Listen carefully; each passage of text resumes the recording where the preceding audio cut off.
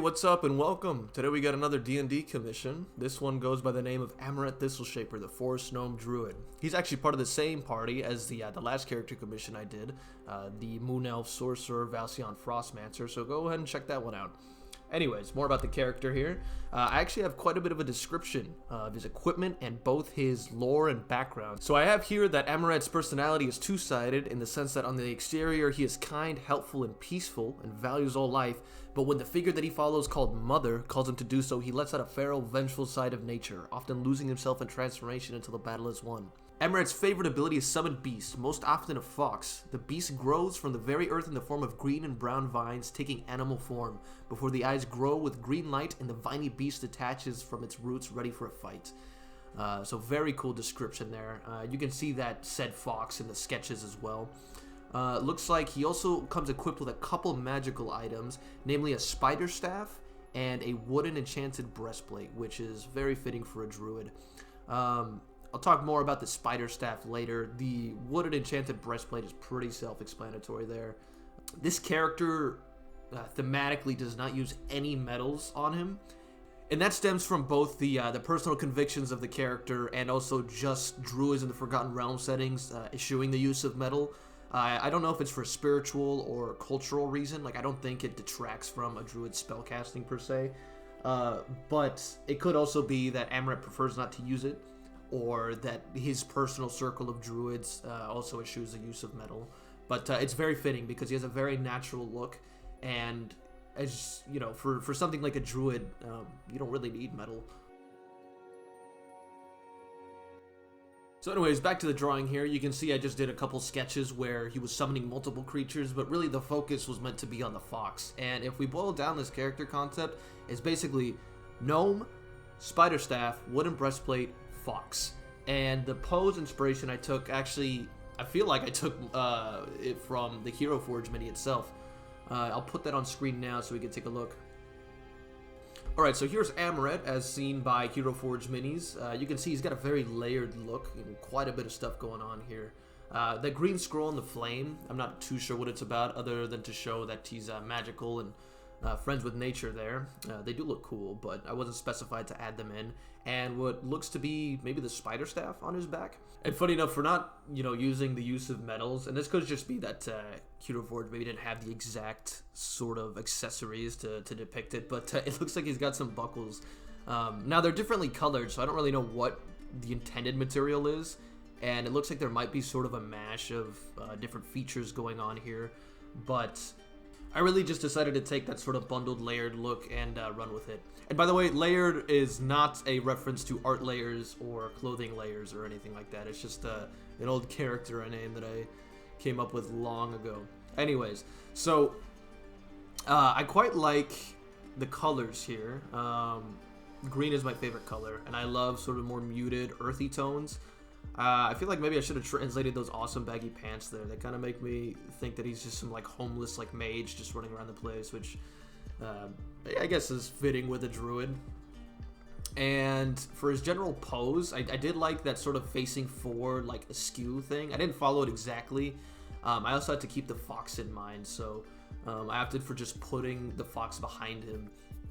Alright, and speaking of said fox, here we have the sketches that I was doing for it. Now this one was actually pretty fun to do, and you can see that I kind of changed my mind on a lot of different details with its anatomy. I think I wouldn't say issue, but just I guess challenge more so, is when designing an elemental creature, especially one composed of such natural elements, you get this almost like choice paralysis. Like you're really spoiled in terms of how do I want to represent the anatomy and structure of certain body parts, and I guess just the general pose of something using those parts. So it's like, you take a fox who's this fluffy, cute sort of it's like a cat dog almost, and you have to make it out of wood and materials that aren't really that soft or cute. I guess plants and bushes, but also a creature that's meant to be used in combat. Which foxes aren't necessarily the most vicious thing unless you're a mouse or something, and opting for this more wooden, like skeletal look is what I decided to do. I thought it made it look a bit more, I guess, sturdy, a little bit more vicious, But the challenge I had was not making him look too like wolf-like, or I guess more so just keeping that fox look. And I tried to have him looking forward in this kind of inquisitive sense. I feel like I gave it a much more like Lupo or Vulpine feel. But I struggled a bit with that, even though there were some original head concepts that I feel like maybe I could have expanded on. And you can see over the drawing that I'm going to actually switch back and forth between Amaret and the fox. I guess I'm just getting maybe a bit like, maybe I need to move on to a different spot. Like, it's not becoming apparent to me how I want to design this now, so I'll just come back to it later, you know, like a different question on a test. But I do crack it in the end.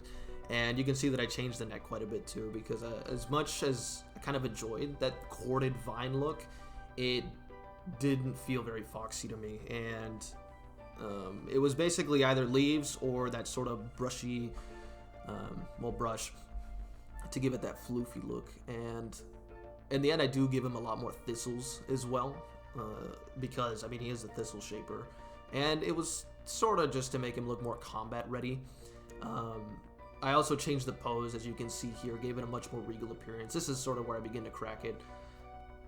Kind of this tippy-toe look, which I thought was nice, and a much bigger head.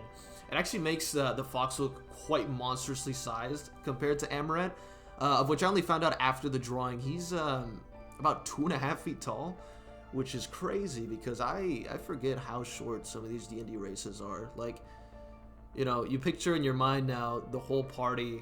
Valcion, I didn't actually catch how tall he was, but, you know, elves generally are pretty slender and hit the ceiling. And so if this guy's 2.5 feet tall, I mean, he'd probably, like, make it up to his knees at most. But, you know, the rest of the party's coming up soon as well, so we'll see the characters and all their glory and height there lined up with one another, and I think it'll make them a bit more modestly sized.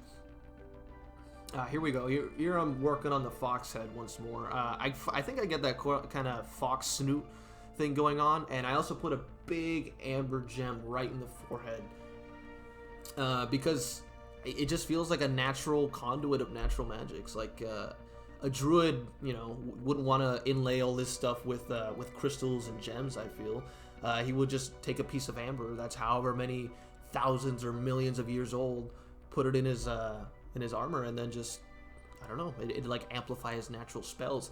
And to sort of connect him with the fox, maybe he actually controls it with that wooden gauntlet there with the amber. Maybe it glows when he casts spells. I thought it was a really cool touch, and I quite enjoy it.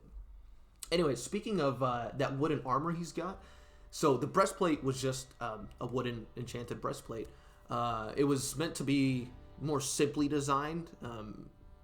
You know, I don't think druids are known for, I guess, their like traditionally flashy appearance. They look pretty out there, but it's not because they want to look different, you know, that's just how they are.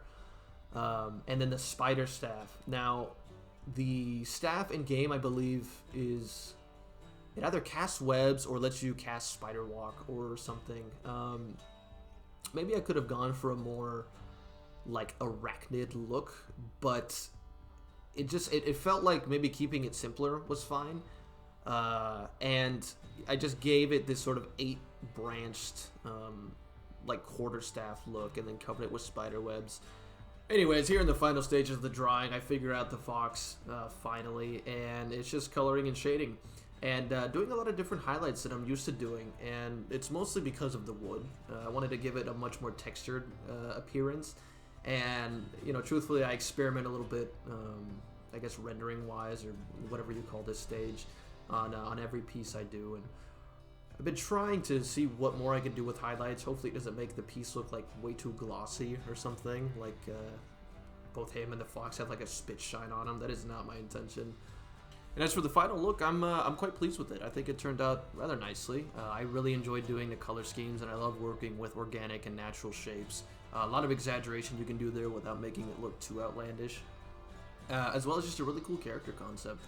I haven't drawn a gnome before, and I kind of like the class and race combinations that we got going on there. You'll see more in the rest of the lineup. I can't spoil anything for you. You'll just have to stay tuned for that. But this is Amaret Thistleshaper and his summon Beast Fox. So if you enjoyed this, give it a like. check out the rest of my art, and if you're interested in what kind of art I can do for you, just check out the links below. I'd greatly appreciate it. Alright guys, take care.